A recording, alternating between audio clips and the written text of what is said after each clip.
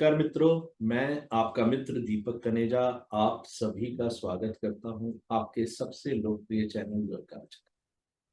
मित्रों, आदरणीय उत्तरा दीदी आज फिर एक बहुत ही बढ़िया विषय जो मुंडेन एस्ट्रोलॉजी के साथ जुड़ा हुआ है उसके विषय में हमें कुछ सिखाएं। मैं आशा करता हूं जिज्ञासु लोगों के लिए ये बहुत ही उपयोगी रहेगा। नमस्कार दीदी, आपका स्वागत है। नमस्कार नमस्कार। एक्चुअली ये जो राष्ट्रीय ज्योतिष विभिन्न देशों की कुंडलियां बनाकर कुछ प्रिडिक्ट करना चाहते हैं, ये उनके लिए है, खास तौर से कंबाइंड वर्ल्ड वाइड प्रिडिक्शन करने के लिए नहीं है। तो इसमें कि मतलब जिस तरह से हम हमारी कुंडली जो देखते हैं, व्यक्ति की कुंडली जातक की, उसमें हर भाव से कुछ कुछ बातें देखी जाती हैं विशेष रूप से, उसी प्रकार जब हम किसी राष्ट्र की कुंडली देखते हैं, किसी देश की जन्मपत्री बनाते हैं, तो उसको एक तो उसके फ्री होने के टाइम से या उसके जन्म के टाइम से इस तरह से ही कुछ होता है। तो ये अगर जैसे हमने भारतवर्ष की कुंडली अगर बनाई है, अभी नई कुंडली, भारतवर्ष तो बहुत पुराना है हालांकि, लेकिन अखंड भारतवर्ष की हमारे पास नहीं होगी। पर जब 15 अगस्त 1947 में जब भारतवर्ष आजाद हुआ, भारतवर्ष के टुकड़े हुए, उस समय की हमने कुंडली बनाकर और इसके ऊपर ये लागू किए थे नियम, तो काफी हद तक अच्छे खरे उतरे हैं। तो इसीलिए मैं भी चाहती हूँ कि हम ये जाने सभी लोग कि कुंडली में, राष्ट्र विशेष की कुंडली में विभिन्न भावों से हम क्या क्या चीजें देखते हैं कि देश कब उन्नति करेगा, कब अवनति करेगा। अब हम देख रहे हैं जैसा कि भारत और पाकिस्तान एक ही दिन बने हैं, दोनों का विभाजन हुआ है, लेकिन भारत और पाकिस्तान की कुंडलियों में कितना फर्क है ना। एक देश बिल्कुल ढक जा रहा है पाताल में, और हमारा देश जो है वो उन्नति कर रहा है। तो उसके लिए वहाँ की लीडरशिप भी जिम्मेदार रहती है, या वहाँ के देश के जो राजनेता होते हैं या जो अधिकारी होते हैं, उनके पॉलिसीज भी उस हिसाब से, उन चीजों को ध्यान में रखते हुए हम विभिन्न भावों से हम तरह तरह की चीजें प्रत्येक किसी भी राष्ट्र के लिए देख सकते हैं। सबसे पहला भाव जो है, प्रथम भाव से हम क्या देख सकते हैं राष्ट्र के लिए। राष्ट्रीय ज्योतिष में प्रथम भाव से हम देश का लग्न माना गया है ये, तो वहां की जनता, उसकी सामान्य स्थिति हम देखते हैं, उसका सामान्य स्थिति कैसी रहेगी। सेकंड हाउस जो है वो राष्ट्र से संबंधित प्रश्नों के उत्तर में राष्ट्र की समृद्धि, धन, वित्तीय स्थिति, बैंकों की गतिविधियां के बारे में बताता है सेकंड हाउस। तीसरा भाव जो है वो हमारे पड़ोसी राष्ट्रों के बारे में बताता है और उनसे होने वाली विभिन्न संधियां बताता है कि वे कैसे संबंध रहेंगे। इसके अलावा डाकतार विभाग, सड़क, telegraph, radio, phone, mobile, net की सुविधा देश में आदि के बारे में बताता है। साथ साथ ही यह भाव जो है जमीनी यात्राएं, जमीनी और हवाई और जलीय मार्ग, छोटे छोटे जो आवागमन के साधन होते हैं, उनके बारे में भी बताता है। इसके अलावा यह भाव वाचनालय, पुस्तकालय, शिक्षा विभाग और जनता की अभिरुचियां, उनके इंटरेस्ट, इन सब के बारे में, उनके रुझान, इनके बारे में भी बताता है। थर्ड हाउस, यदि हमको देखना है तो हम ये देखेंगे। चतुर्थ भाव, चतुर्थ भाव जो है राष्ट्रीय ज्योतिष में देश के खाने, खदाने तथा बगीचे, सार्वजनिक संपत्तियां, फसलें, खेती और किसी भी समझौते की समाप्ति बताता है। चौथा भाव। पांचवें भाव को यदि हम देखते हैं तो पांचवें भाव से हम उस राष्ट्र के राजदूतों के बारे में, वहां पर होने वाले नृत्य कार्यक्रमों के बारे में, और खेलकूद, सिनेमा, टीवी इत्यादि के जो क्रियाकलाप रहते हैं वो हम पंचम भाव से देखते हैं। छठे भाव से हम देश के कर्मचारी, सर्विसमैन, सर्विस क्लास, उद्योग धंधे, स्वच्छता और सफाई का कार्य, आमजन का स्वास्थ्य और देश की ऋण उपलब्धता, मतलब कि ऋण उसको मिल पाएगा या नहीं मिल पाएगा। इसमें यस और नो दोनों होता है। जैसे अभी हम करेंगे तो भारत को ऋण कोई भी देने के लिए तैयार होगा, लेकिन आप खबरों में पढ़ रहे होंगे कि पाकिस्तान की क्या स्थिति है, उसको कोई ऋण भी नहीं देना चाह रहा। तो दोनों के लिए ये विपरीत हो रहा है। उसके लिए खैर हम ये कृष्णमूर्ति जी के चार्ट्स वगैरह देखकर उसको क्लैरिफाई कर सकते हैं, लेकिन अभी हमारी चर्चा का विषय वो नहीं है। तो अब सप्तम भाव आता है। सप्तम भाव जो है अंतरराष्ट्रीय संबंध, समझौते, संधियां, मतभेद, विरोध और युद्ध, युद्ध तक आ जाता है। विदेशियों से कामकाज, अंतरराष्ट्रीय व्यापार, स्त्रियों की सामान्य अवस्था। आप देख रहे हैं आजकल स्त्रियों की अवस्था को लेकर काफी चर्चा हो रही है, अलग अलग देशों में अलग अलग हो रही हैं। कहीं उन पर बंदिशें लगाई जा रही हैं, कहीं उन पर उनको आजादी की मांग की जा रही है। तलाक के नियम कानून और आम जनता का देश की राजनीति में उसके बारे में संबंध और प्रतिक्रियाएं कि किस तरह से संबंध आम जनता रखेगी। पश्चिमी देशों में भी इसी भाव से शत्रु, युद्ध और संधि देखा जाता है पश्चिमी देशों में। सप्तम भाव से गुप्त शत्रु, गुप्त शत्रु जो है देश के लिए, हमारे जो गुप्त शत्रु हैं वो 12वें भाव से हम देखते हैं। तो और वहां से ये सप्तम भाव है, 8वां भाव। तो हमारे गुप्त शत्रुओं को खतरा या उनकी कठिनाई या उनके मृत्यु का कारण, जो राष्ट्र खत्म होता है, गुप्त शत्रु कौन है आप सभी जानते हैं हमें, तो उनकी कठिनाइयां और उनकी मृत्यु का कारण मतलब उनकी समाप्ति का कारण देश की दृष्टि से ये देखा जाता है। अष्टम भाव, अष्टम भाव देश अथवा राष्ट्र संबंधी प्रश्नों के उत्तर में जनता की मृत्यु दर, आत्महत्या की दर, मृत्यु, गंभीर दुर्घटनाएं होना, छूत के रोग बढ़ना, बाढ़ें आना, अग्निकांड, अकाल, रोग, भूकंप संबंधी और राष्ट्र के ऋण, राष्ट्र का भूक्षेत्र देना या उसका नुकसान होना, या फिर किसी जो दूसरा देश है उस द्वारा छीन लिया जाना। आम ऋण जो है, हम ऋण लेते हैं, देश एक देश दूसरे देश से लेता है, कर्जे, ब्याज की दरें, घाटे का बजट, चूंगी, चूंगी जो लिया जाता है, कर और जनता की बिक्री, ये देखी जाती है अष्टम भाव से। नवम भाव से हम क्या देखते हैं कि राष्ट्र संबंधी कार्यों में सभी तरह की लंबी दूरी की यात्राएं देखी जाती हैं, हवाई यात्राएं, लंबे लंबे संचार साधन, कानूनी विभाग, जमीन की लंबी यात्राएं, जज, धर्म संबंधी क्रियाकलाप और गतिविधियां, मंदिर और चर्च संबंधी कार्य, धार्मिक तथा दार्शनिक विचार, विज्ञान तथा पाठ्य पुस्तकों का प्रकाशन, विश्वविद्यालय से जुड़े जितने भी क्रियाकलाप होते हैं वो नवम भाव से देखते हैं।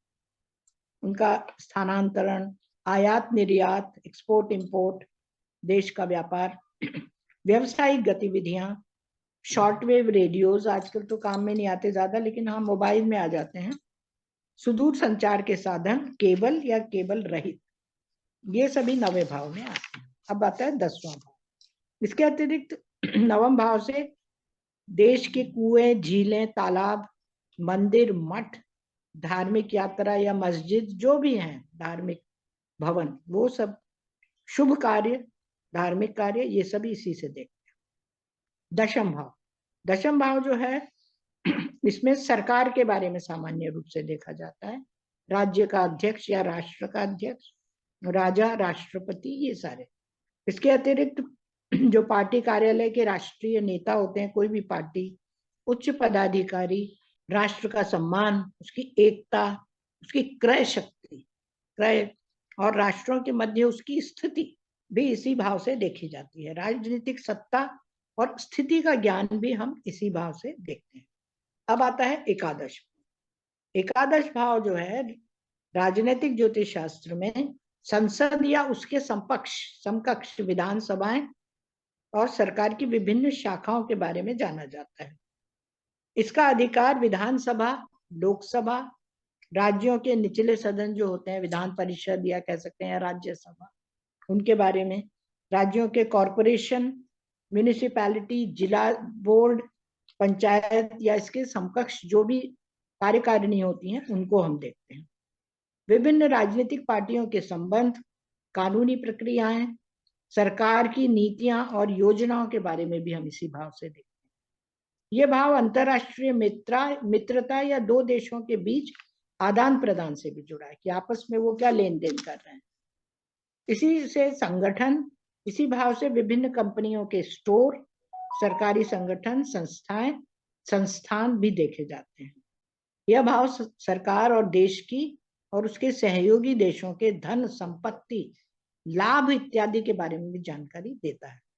बाजार के उतार चढ़ाव की जानकारी भी इसी भाव से देखी जाती है, जो शेयर मार्केट की जो रहती है।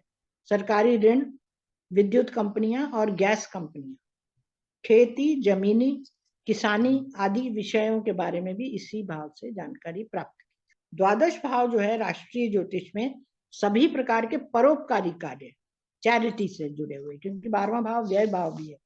दान देना, जागरण, चेतना संस्थाएं, उत्थान संस्थाएं जो उत्थान करवाती हैं, या फिर जेल खाने, अदालतें, या बेघर लोगों के बारे में घर बनाना, अस्पताल बनाना, ये सारी चीजें जो हैं 12वें भाव से देखते हैं।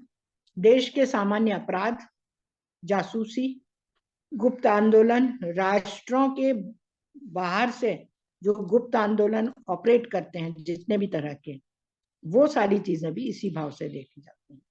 इस और गुप्त ज्ञान से जुड़े हुए वैज्ञानिक भी इसी भाव से देखे जाते हैं, वो कई कई रिसर्च करते रहते हैं जो लोगों को बताया नहीं जाता। मंदिरों, मठों, चर्चों, गिरजाघरों, सभी धार्मिक संस्थाओं के क्रियाकलाप, वो भी हम इसी भाव से देखते हैं। इसके अलावा राजद्रोह, गद्दारी, विश्वासघात, राष्ट्रीय या अंतरराष्ट्रीय नेता की हत्या, आत्महत्या भी इसी भाव से देखी जाती है। कोई बड़ा नेता जिसका मर्डर होता है या वो सुसाइड करता है, ये सभी मामले जो चोरी, डकैती, दुख, रुदन और धमकी देने वाले कार्यों से जुड़े होते हैं, इन्हीं भावों से जुड़े रहते हैं, इसी भाव से। ये हमने खास खास आपको बातें बताई विभिन्न भावों से जुड़ी हुई, जिसके आधार पर हम अनुमान लगा सकते हैं कि देश में क्या चल रहा होगा। उसी के उदाहरण के लिए हम अपने भारतवर्ष की कुंडली ले लेते हैं, जिसमें हम आज कुंडली ही देख रहे हैं। इंडिया 15 अगस्त 1947 को हम लोग मनाते हैं, और रात के 12 बजे हुआ था, तो हमने 1 मिनट लिया है रात का, 15 अगस्त का, और नई दिल्ली का जन्म स्थान माना है इनका। तो इसको, ये वृषभ लग्न की कुंडली आई है 8 डिग्री की। यहाँ लग्न पे राहु है 5 डिग्री का, केतु सप्तम भाव में है। तो ये अगर हम माइन्यूटली देखें तो ये छठे भाव में चले जाते हैं कि विभाजन हुआ है, लेकिन उससे कोई फायदा नहीं हुआ। इसके बाद हम मंगल सेकेंड हाउस में देखते हैं, और इतने सारे ग्रह, करीब करीब 5 ग्रह जो है मेजर, वो हमारे तीसरे भाव में है। मतलब हमारे पड़ोसियों से हमारे हमेशा कुछ ना कुछ प्रॉब्लम्स रही हैं। जैसे चंद्रमा 4 डिग्री का है, बुध 13 डिग्री का है, शनि 20 डिग्री का है, शुक्र 22 डिग्री का है, और शनि सूर्य 28 डिग्री का है।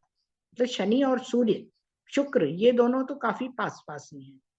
और आप देखें कि शनि जो है 9वें और 10वें भाव का स्वामी है, और चंद्रमा के शुक्र के साथ जुड़ा है जो लग्नेश है, लग्न और छठे भाव से जुड़ा हुआ है। तो देश उन्नति तो करेगा, ये चीज हमेशा हमें पता लगती है इस भाव से।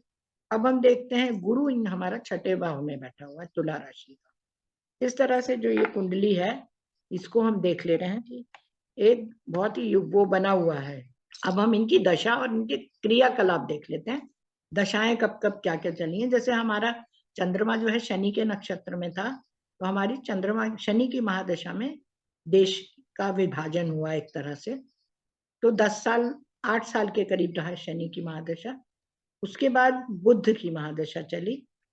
इस समय भी जो है नेहरू जी करीब करीब इस पीरियड में 62 तक थे नेहरू जी, है ना। उसके बाद इंदिरा गांधी आ गई थी 82 तक, काफी उनका 84 में जो है उनका मर्डर हुआ था। केतु, अब हम प्रत्येक ग्रह का भी विवेचन कर लेंगे।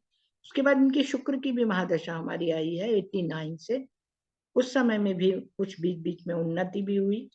और देखिए, ये हमारे सिग्निफिकेटर्स हैं कि प्रत्येक ग्रह जो है हमें क्या क्या दे रहा है अपनी दशा में।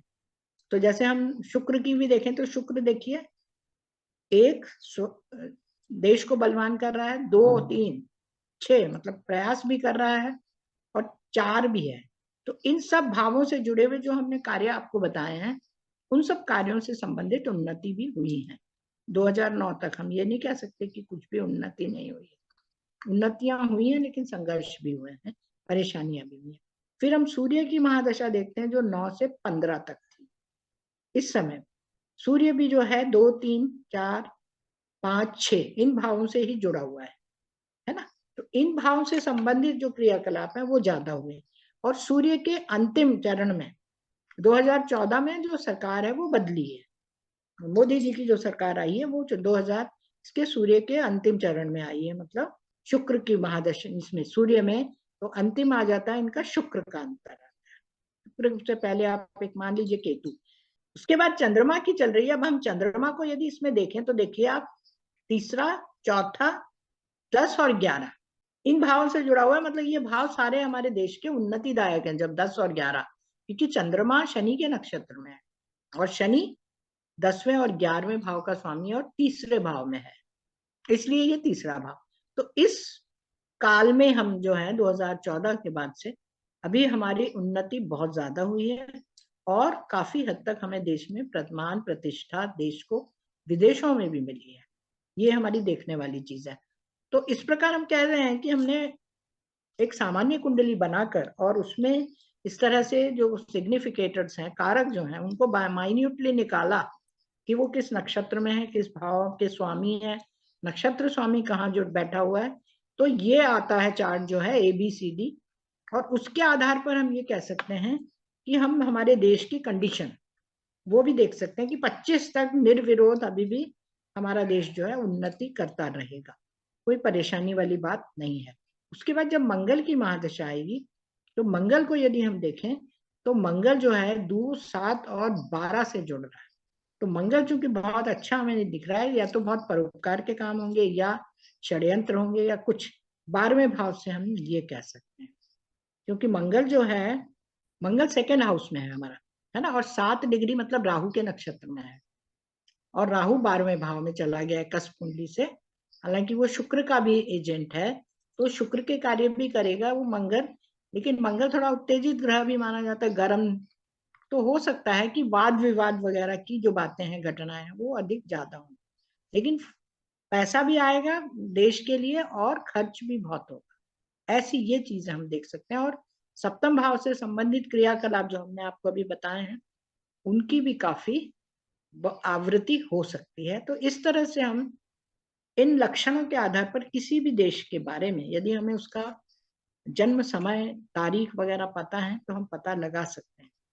इसी प्रकार जैसे बांग्लादेश हमारे सामने ही आजाद हुआ है, तो बांग्लादेश को भी हम देख सकते हैं कि वहाँ क्या चल रहा है, इसको एक्सपेरिमेंट के तौर पर। बहुत बढ़िया दीदी, काफी उत्तम जानकारी, सटीक जानकारी, बहुत अच्छे से आपने बताया। मैं आशा करता हूँ कि 2025 के बाद भी भारतवर्ष पूर्ण जी तरक्की करे, बहुत आगे बढ़े। व्यक्तिगत तौर पे मेरा ये मानना है, क्योंकि गुरु की दृष्टि है मंगल पर, तो वो मंगल की परिस्थितियों को संभालता ही रहेगा हर हाल में। जी बिल्कुल बिल्कुल। बस मंगल, डिस्प्यूट्स जरूर रहेंगे, लेकिन लेकिन गुरु, डिस्प्यूट्स के बावजूद हाँ, संभालेंगे। है गुरु अष्टमेश है, इसलिए थोड़ी सी चिंता भी देता है बस। हाँ, चिंता नहीं देगा, लेकिन गड़ा हुआ धन भी तो देगा। चीजें जो मिलनी 11वें भाव चाहिए का वो स्वामी भी मिलेंगी। है ना, हाँ, तो 11वें भाव का स्वामी भी है। हाँ जी, लाभेश भी है तो लाभ भी देगा और चिंताएं भी देगा, डिस्प्यूट्स भी देगा। तो जी उस वो तो आने ही है, लेकिन उसके बावजूद ये स्थितियां हम संभालने के अंदर भी सक्षम रहेंगे, ये भी निश्चित है। जी बिल्कुल बिल्कुल बिल्कुल। आदरणीय उत्तरा दीदी का मोबाइल नंबर यहाँ पर दिया हुआ है। वो शिक्षा एवं कंसल्टेंसी दोनों सर्विसेज प्रोवाइड करती हैं। आपको शिक्षा या कंसल्टेंसी जो भी सर्विस चाहिए, उनसे आप डायरेक्टली अप्रोच कर सकते हैं, या उनका मोबाइल नंबर है, आप उनसे सीधी बात करें। इसी के साथ आज के लिए बस इतना ही। नमस्कार, धन्यवाद।